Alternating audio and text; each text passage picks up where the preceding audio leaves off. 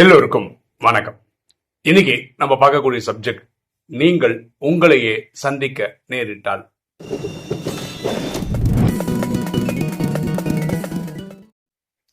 பாருங்களா, இது ஒரு வித்தியாசமான ஒரு பார்வை. அதாவது நீங்க ரோட்ல நடந்து போறீங்க, உங்களையே நீங்க ரோட்ல வச்சு பாக்குறீங்கன்னு வச்சுக்கோங்களேன். இது ஒரு ஹைப்போதெட்டிக்கல் சுச்சுவேஷனு. அப்படி நடந்தா என்ன ஆகும் அப்படின்றது தான் இன்னைக்கு வீடியோல நம்ம டிஸ்கஸ் பண்றோம். ஓகே, அதுக்கு முன்னாடி நம்ம வேற ஒரு நபரை ரோட்ல வச்சு பார்க்குறோம். அது என்னென்னலாம் நடக்கலாம் அப்படின்னு பார்த்தீங்கன்னா, கிட்டத்தட்ட ஒரு 3 சினாரியோ நடக்கலாம்.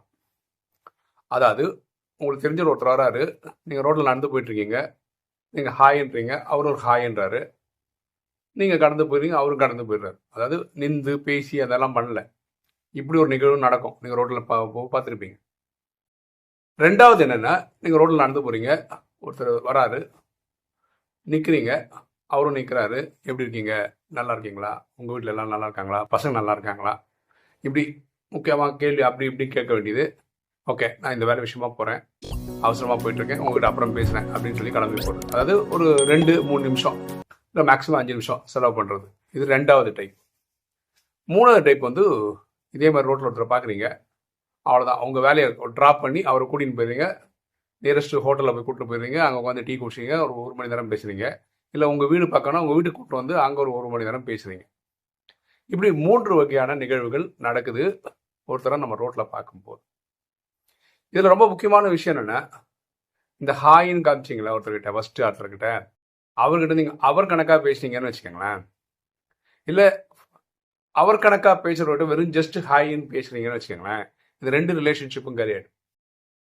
அப்படின்னா ஹாயின்னு சொல்கிறவர்கிட்ட அந்தளவுக்கு தான் உங்களுக்கு அவரை தெரியும், அவருக்கும் உங்களை அவ்வளோதான் தெரியும். அவர்கிட்ட இருந்தீங்க நீங்கள் அவர் கணக்காக பேசக்கூடாது. அவர் என்னன்னா பிளேடு, இது தெரியாத நம்மகிட்டே 1/2 மணி நேரம் 1 மணி நேரம் பேசணும்னா தெரிஞ்ச என்ன அவ்வளோ நேரம் பேசின்னு இருப்பாருன்னு நினச்சி கட் பண்ணுவார். அது மாதிரி ரொம்ப நேரம் பேசக்கூடிய அளவுக்கு உறவு இருக்கிறோம். நீங்கள் 1 செகண்டு ஹாய் பாய்ன்னு சொல்லிட்டீங்கன்னு வச்சுக்கோங்களேன், நமக்கு இவ்வளோ தான் வேல்யூ கொடுக்குறாருன்னு சொல்லிட்டு அவரும் ரிலேஷன்ஷிப்பை கட் பண்ணுவார். ஓகே, இப்போ நம்ம சப்ஜெக்ட் வரும். என்ன சப்ஜெக்டு? நம்மளையே ரோட்டில் பார்த்தா என்ன பண்ணுவீங்க? ஹைப்போதெட்டிக்கல் தான் இருந்தாலும் என்ன பண்ணுவீங்க அப்படின்னு சொல்லுங்களேன். ஹாய் அப்படின்னு சொல்லிட்டு கடந்து போயிடுவீங்களா, இல்லை 5 நிமிஷம் உங்களுக்குள்ளே பேசிப்பீங்களா, இல்லை 1/2 மணி நேரம் 1 மணி நேரம் பேசுவீங்க?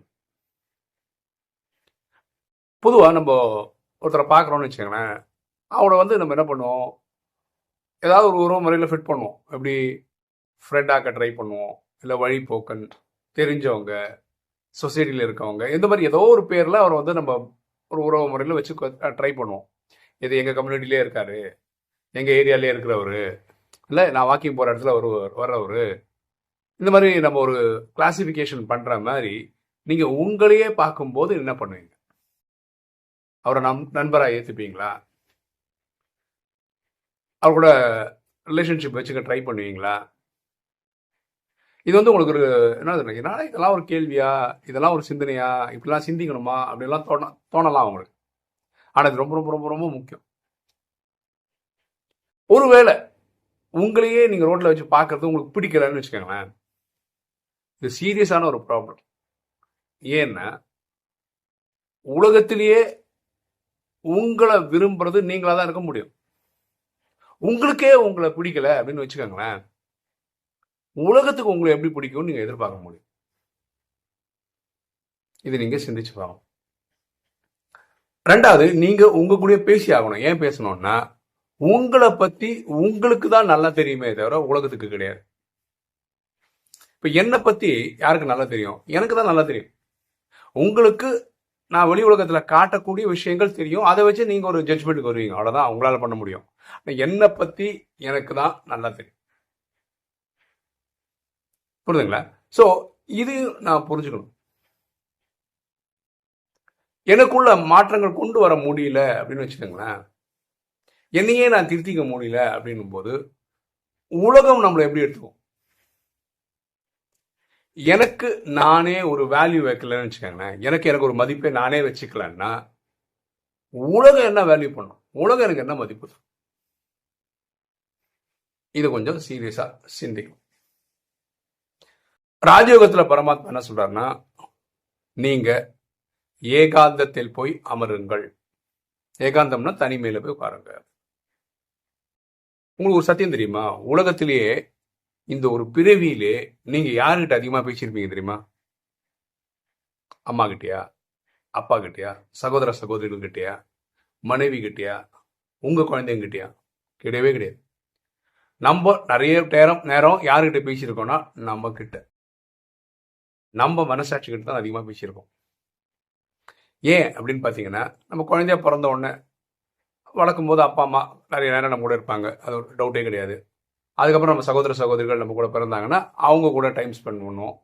ஸ்கூலுக்கு போகும்போது ஃப்ரெண்ட்ஸோட பழகுவோம், காலேஜ் போகும்போது காலேஜில் இருக்கவங்க கூட பழகுவோம், வேலைக்கு போனால் வேலைக்கு இருக்கிறவங்க, அப்படின்னா இவங்கெல்லாம் ஒரு காலகட்டத்தில் வர்றவங்க. ஆனால் நம்மளாவே இருக்கிறோம் பிறந்ததுலேருந்து சாவர வரைக்கும். அப்போ அதிகமாக நம்ம யார்கிட்ட பேசிட்டு இருக்கோம்னா நம்ம கிட்ட தான் பேசுறோம். பரமாத்மா என்ன சொல்றாரு? தன்னை ஆத்மாவென உணர்ந்து அவரை அன்பா நினைவுபட சொல்றாரு. இதுதான் மன்மனாபவ. தன்னை ஆத்மாவென உணர்ந்து ஆத்மா தந்தை அன்பா நினைவு செய்தால் மன்மனாபவம். 63 ஜென்மம் பண்ணா அவங்க எரிக்கப்படும். அப்போ அடிக்கடி நிறைய வேலை பண்ணிருக்கீங்கன்னு வச்சுக்கலாம், பிசிக்கல் ஒர்க் எல்லாம் பண்ணி அதை நிறுத்திட்டு தனக்குள்ள போயிடுங்கன்னு சொல்றதுக்கு அர்த்தம் என்னன்னா, ஆத்மான்ற புரிதல்ல இருங்க. நான் ஒரு உடல் கிடையாது, உயிர் தான், நடிக்க தான் வந்திருக்கேன் அப்படின்ற ஒரு புரிதல் கொண்டு வாங்க. நீங்க உங்களுக்குள்ள பேசுங்க அப்படின்ற. சரியா? அப்போ நீங்க உங்களையே பார்த்து பேசணும்னா ரோட்ல நீங்க உங்களையே பார்க்க முடியுமா? வாய்ப்பே இல்லை, நடக்கவே நடக்காது. நீங்க உங்களையே பார்க்கணும்னா 2 இடத்துல பார்க்கலாம். ஒன்று, உங்க கனவுல நீங்களே வர்ற மாதிரி ஒரு காட்சியை பார்க்கலாம். அப்போ உங்களுக்கு தெரியும் நீங்க வந்து போற மாதிரி தெரியும், அந்த கனவுல வர்றது நீங்க தான். இப்படி நீங்க உங்களே பார்க்கலாம். 2வது, கண்ணாடி முன்னாடி பார்க்கணும்னா இதுல ஒரு ஐடியா சொல்றேன் பாருங்களேன். நீங்க என்ன பண்ண, உங்க கண்ணாடிக்கு முன்னாடி போய் நில்லுங்க. அந்த கண்ணாடியில ஒரு பொட்டு வைங்க. இப்போ நீங்க அந்த கண்ணாடியில உங்களை பார்க்கும்போது அந்த பொட்டை கரெக்டாக எங்கே வச்சிருப்பீங்கன்னா, பார்க்கும்போது உங்கள் புருவத்தின் மத்தியில் இருக்கிற மாதிரி, இங்கே பொட்டு வச்சா எப்படி இருக்கும்ன்ற மாதிரி ஒரு ஃபீலிங்கில் கண்ணாடியில் ஒரு பொட்டு வைங்க. ஏன்னா உங்கள் ஹைட்டு இப்போதைக்கு என்ன ஹைட்டோ அதானே இருக்க போகுது கொஞ்ச நாளுக்கு. அப்போ அப்படியே இருந்து பாருங்க. அந்த கண்ணாடி முன்னாடி வந்து நிற்கும் போது அந்த பொட்டு தான் ஃபர்ஸ்ட் இங்கே தெரியும், கண்ணுக்கு பார்க்கும்போது புருவத்தின் மத்தியில் இருக்க மாதிரி. அப்படின்னா என்ன, நான் வந்து ஒரு உயிர், இந்த உடல் கிடையாது அப்படின்றது புரிஞ்சுக்கோங்க. நம்ம உடல் நம்ம கண்ணால் பார்க்க முடியுது, கண்ணாடியில் பார்க்கும்போது நமக்கு தெரியுது. உயிர் வந்து இந்த சாதாரண கண்களால் பார்க்கவும் முடியாது. அந்த உயிரை தான் நம்ம வந்து இந்த பொட்டா வச்சிருக்கோம். அப்போ பொட்டு தனியா இருக்கு, இந்த உடல் தனியா இருக்குன்ற மாதிரி ஒரு புரிதல். ஓகேவா? அப்போ நீங்க உங்க கூடயே பேசுங்க. ஸோ ரொம்ப முக்கியமான விஷயம், நமக்கு நம்மளை பிடிக்கணும். ஒன்று, நமக்கு மேல ஒரு வேல்யூ இருக்கணும். நமக்கே ஒரு மதிப்பு கொடுக்கணும். நமக்கே நம்மளை பிடிக்கலன்னா உலகத்துக்கு நம்மளை பிடிக்காது. அப்ப நம்ம நிறைய மாத்திக்கணும். நமக்குள்ள இருக்க விஷயங்கள் எல்லாம் நிறைய மாத்திக்கணும். அதுல நம்ம என்னெல்லாம் பண்ணிக்கலாம் அப்படின்னா, பகவத்கீதை சொல்றதுதான், எது நடந்திருக்கிறதோ நன்றாக நடந்திருக்கிறது, எது நடந்து கொண்டிருக்கிறதோ நன்றாக நடக்கிறது, எது நடக்க போகிறதோ நன்றாக நடக்க போகிறது. இதை வந்து நீங்க அடிக்கடி சொல்லி பார்க்கணும். ஏன்னா உங்க வாழ்க்கையில இப்ப கலிகாலம், எல்லாருக்கும் துக்கம் தான். ஸோ நாடகம் நல்லது, நேற்று நல்லது, இன்னைக்கும் நல்லது, நாளைக்கும் நல்லது அப்படின்னு நீங்க சொல்லிட்டே இருக்கும் போதுதான் நீங்க நல்ல விஷயங்களை பார்க்க ஆரம்பிப்பீங்க.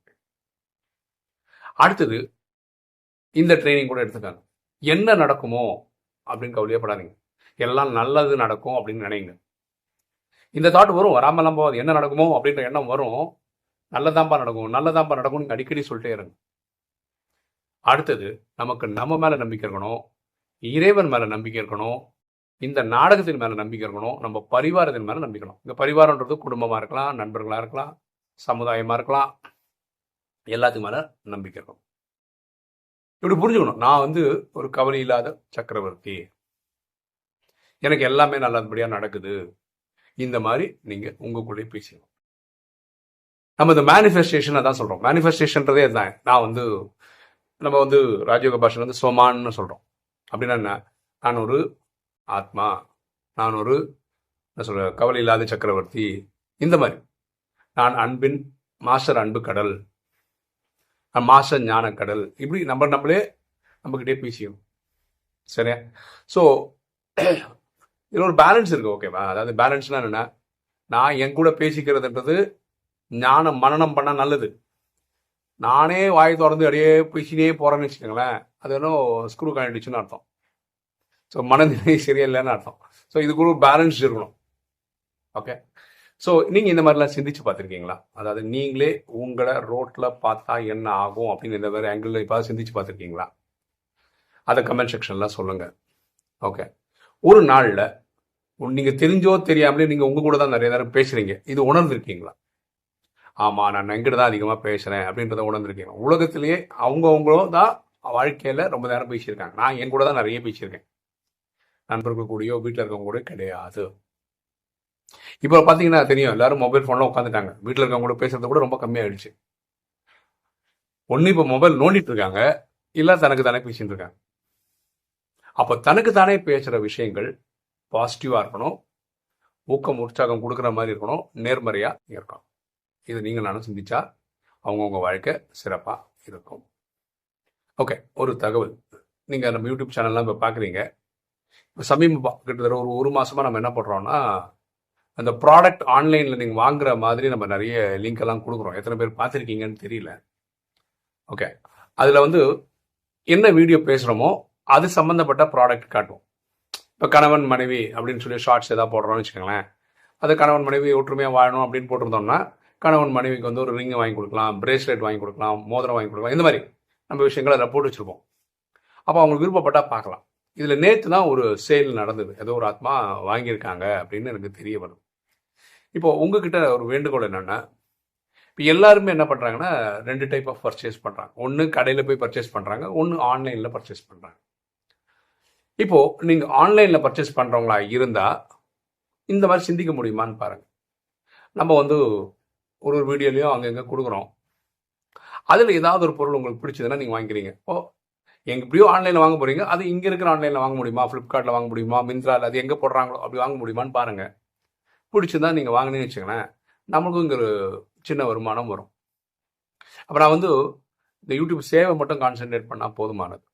இப்போ எப்படி பண்ணிகிட்ருக்கேன்னா, யூடியூப்பு சேவையெல்லாம் ஒரு சைடு பண்ண வேண்டியிருக்கு, அப்புறம் குடும்பத்துக்காக தனியாக உழைக்க வேண்டியிருக்கு. இது ஒரு வேளைக்கு கிளிக் ஆகிடுச்சுன்னு வச்சுக்கலாம், இதுவே ஒரு வருமானம் தருமா இருந்தால் நல்லாயிருக்கும். இப்போ இந்த பைசாவும் அந்த $100 வந்தால் தான் கிடைக்கும். ஓகேவா? ஆனால் வந்தால் நல்லது இல்லை. இதில் நான் வேற ஒரு விஷயம் இருக்குது, எத்தனை பேர் அதை கவனிக்கிறீங்கன்னு தெரியல. ஒரு ஆன்லைன் ஸ்டோர்னு ஒன்று இருக்குது. இப்போ நீங்கள் வீடியோ பார்க்குற இடத்துலையே வந்து ப்ராடக்ட்னு சொல்லி ஒன்று வருது. அது இல்லாமல் ஆன்லைன் ஸ்டோர்னு ஒன்று இருக்குது. அது எப்படின்னா, நீங்கள் வந்து நம்மளுடைய சேனலில் கிளிக் பண்ணி பார்த்தீங்கன்னு வச்சுக்கோங்களேன், ஒன்று ஒன்றா இருக்கும். அதில் வந்து நம்ம பிளேலிஸ்ட்டுன்னு ஒன்று இருக்கும், அதில் வந்து ஸ்டோர்னு ஒன்று இருக்கும். அதை கிளிக் பண்ணி பார்த்தீங்கன்னா ஒரு ப்ராடக்ட்டுக்கு ஒன்று இருக்கும்.